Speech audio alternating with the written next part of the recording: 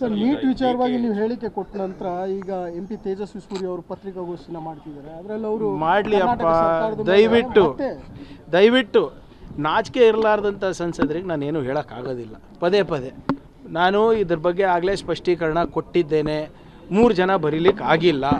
ಒಬ್ಬರು ಮಾಗಡಿಯಿಂದ ಬಂದಿದ್ದರು, ಇನ್ನೊಬ್ಬರು ಹಳೆ ಹಾಲ್ ಟಿಕೆಟ್ ತಂದಿದ್ದರು.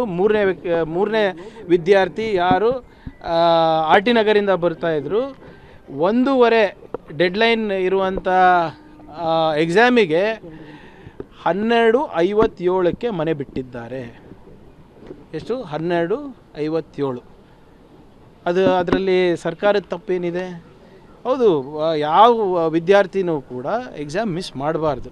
11 ಗಂಟೆಗೆ ಗೇಟ್ ಓಪನ್ ಆಗುತ್ತೆ. ಅಪ್ ಟು 1:30 ಗೇಟ್ ನೀವು ಒಳಗಡೆ ಹೋಗ್ಬೋದು ಪರೀಕ್ಷೆ ಬರೀಲಿಕ್ಕೆ. ಈಗ ಭಾಳ ಜವಾಬ್ದಾರಿಯಿಂದ ವಿದ್ಯಾರ್ಥಿ ಇರ್ಬೋದು, ಪೋಷಕರು ಇರ್ಬೋದು, ಬೇಗ ಬಿಟ್ಟು ಇರ್ಬೋದಲ್ಲ. ಎಷ್ಟು ಜನ ಬರೆದಿದ್ದಾರೆ ಎಕ್ಸಾಮ್ಸು? ಲಕ್ಷಾಂತರ ಜನ ಬರೆದಿದ್ದಾರೆ. 3 ಜನ ಮಿಸ್ ಔಟ್ ಆಗಿದ್ದಾರೆ. ಅದು ಬೇರೆ ಬೇರೆ ಕಾರಣಗಳಿಂದ ಹಾಗಾಗ್ಬೋದು. ಸಾಹೇಬ್ ಏನು ನಾನು ಸುಮ್ಮನೆ ಮಾತಾಡ್ತೀನಾ? ಈಗ ಅವರು ಯಾವಾಗ ಬುಕ್ ಮಾಡಿದರು, ಯಾವಾಗ ಅವ್ರ ಮನೆ ಬಿಟ್ಟಿದ್ದು ಎಲ್ಲ CCTV ಫುಟೇಜ್ ಇದೆ.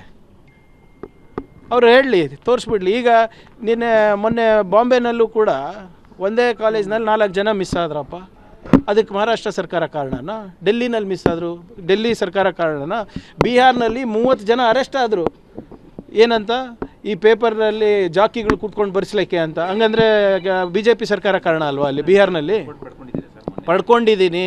ಸುಮ್ಮನೆ ಆ ಕುಟುಂಬದವ್ರಿಗೆ ಕೂಡ ನಾವು ಮಾತನಾಡಿದ್ದೇವೆ. ಸುಮ್ಮನೆ ಅವರಿಗೆ ನಾವು ಈ ನಿಮ್ಮ ಸಂಸದರ ಹೊಲ್ಸ್ ರಾಜಕೀಯನಲ್ಲಿ ತರಬಾರ್ದು ಅಂತ ಸುಮ್ಮನಿದ್ದೀವಿ. MP ಅವರಾಗಲಿ ಅಥವಾ ಬೇರೆ ಯಾರೇ ಆಗಲಿ BJP ಸಂಸದರುಗಳು ಯಾರಿಗೂ ಕೂಡ ನೋಡಿ, ಯಾವ ಮಕ್ಕಳಿಗೂ ಕೂಡ ತೊಂದರೆ ಆಗಬಾರ್ದು. ಆದರೆ ಸುಳ್ಳು ಹೇಳೋದು ಸರಿಯಲ್ಲ ಅಲ್ಲ. ಈಗ ಅಧ್ಯಕ್ಷರು ಏನು ಹೇಳಿದ್ದಾರೆ? ನನ್ನಿಂದ ತೊಂದರೆ ಆಗಿದೆ, ವಿಷಾದ ವ್ಯಕ್ತಪಡಿಸ್ತೀನಿ. ಅದು ನಾನು ನಿನ್ನೆನೂ ಹೇಳಿದೆ.